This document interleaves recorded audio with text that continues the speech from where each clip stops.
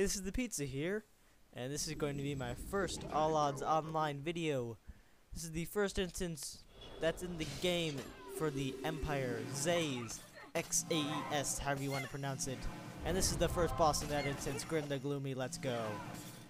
Okay, so, Grim the Gloomy, fairly standard, only really has one special ability, which is Sticky Bomb. And what that will do is give you this effect, which I believe I get it on me in just a second. Yep, there it is, in the upper left-hand corner, right under my character portrait.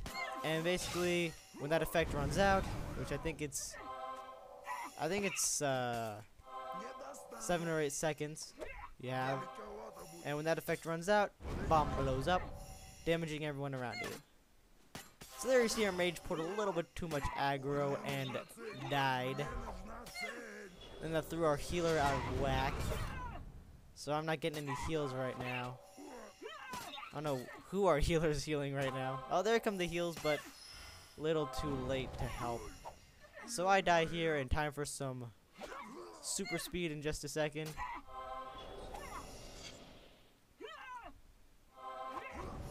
Tell our mage to watch out for the aggro.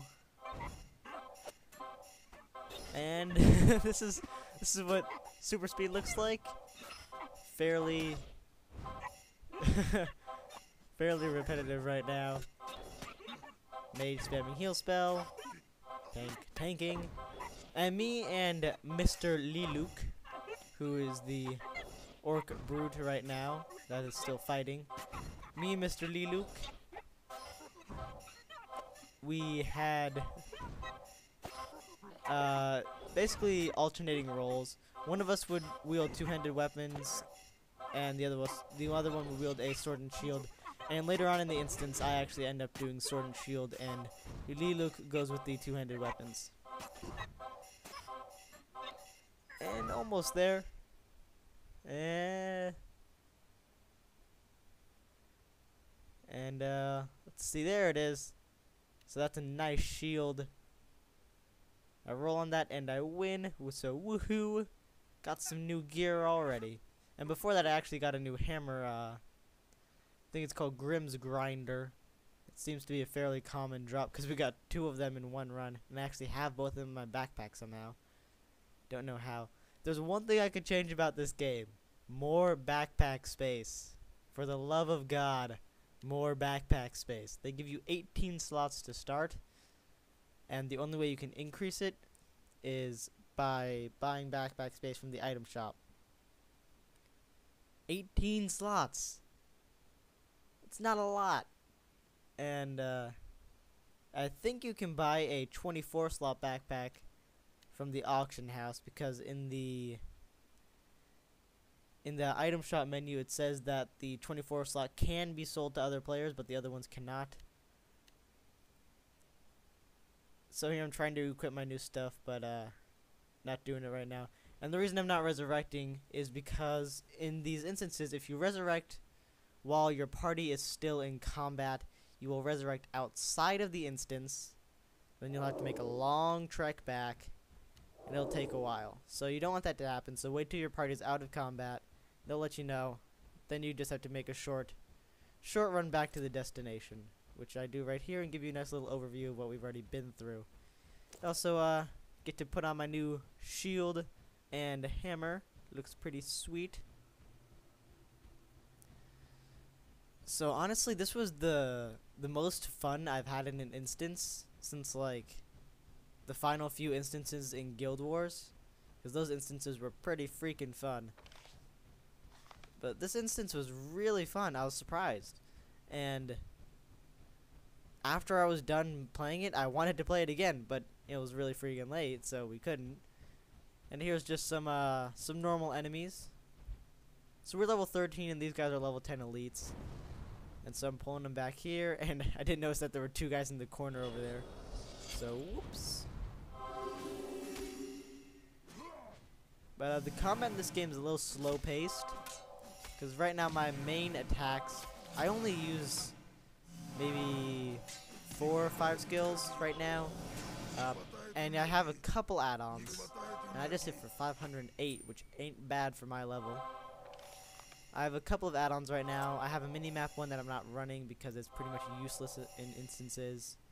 And these instances don't really need a mini-map. Well, this one at least.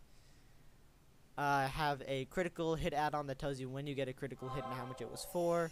And I also have a threat meter add-on, but for some reason it wasn't working. I haven't been able to get it to work, and here I was just typing in the stats of the shield, which are quite nice. So we get into some more enemies, and what we tended to try to do is, I would, because usually these enemies comes in groups of 2 in this instance, so I would take one, Mr. Lee would take one, we keep him distracted, and then go from there, and try to just keep him focused on us as much as possible. So we managed to take out that one.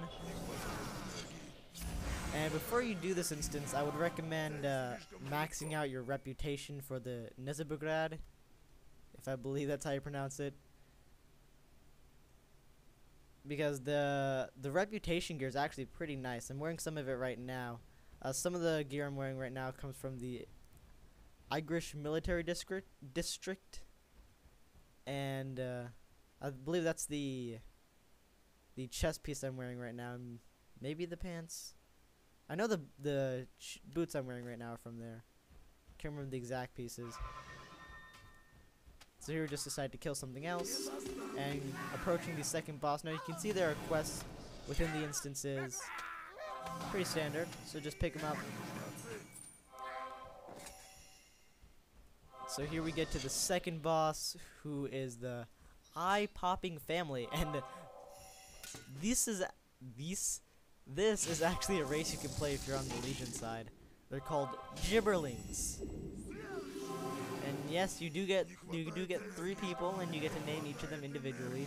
Fairly certain they all have, you know, one set of skills. But this boss was freaking annoying. Because you see this skill I have, this effect I have on me right now, it looks like a spider web underneath me. It slows you down immensely, and if you'll notice in my hotbars, I can hardly use any of my skills. There's very few skills I'm able to use. Like my main attack skill I cannot use while I have this ability on me. I can use my kick down skill, I can use my normal basic attack, and I can use a buff. And the kick skill basically has a chance to knock down your enemy.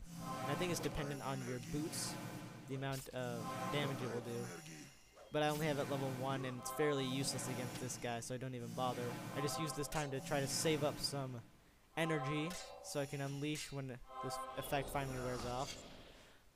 But I'm assuming in Heroic, which all of these instances do have Heroic modes to them, I'm assuming in Heroic that this slowdown effect could cause some problems for tanking, because when the tank gets the slowdown, he might not be able to use some of his attack spells, and then if someone else who doesn't have it on them keeps attacking, they'll pull the aggro. And, you know, he might have to coordinate a little bit better. But we just wailed on him whenever we could, and we got it done. Still just going at him. Once again, I'm not really able to do anything. So yeah, this game it's really freaking fun. I really did enjoy this instance. It's definitely up there on my favorite runs, and also the gear I got from this instance will definitely help me to do some of the questing. And there our mage dies again after pulling some more aggro. Telling him not to res, because if he does, he'll res outside of the area. And I get that slow effect on me. We both have it on us. Oh, we just wore off of him. And what he used right there was Malicious Blow, which has a 25% chance to add a defensive buff. I'm not sure the exact stats of the buff. But there you can see we got a nice little leather, I think that's leather armor, even though it says robe. Yes, it's leather, and the 2 other members of the group wanted it. But I think I pass on it, because I don't need it. Yes, I pass on that. And the little blue floating sphere is the spirit of our fallen comrade. So the eye-popping family has been defeated, and there's only one boss left. time to get it done.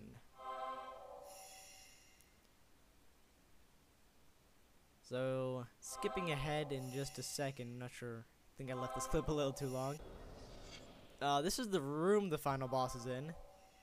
This is the first thing you see when you go up the stairs. It was the staircase right that I just showed you. The eye-popping family will be located directly at the top of here. So once you get up the staircase, this is what you will be faced with. Oh, never mind. I didn't get a good look at it.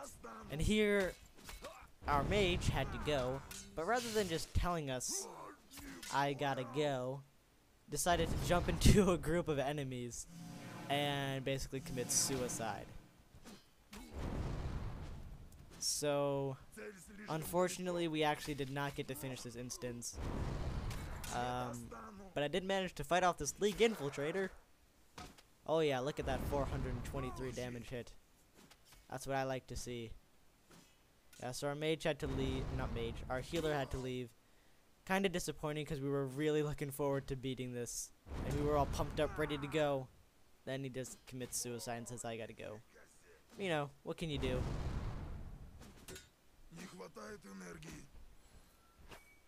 So, I'm the only one left alive.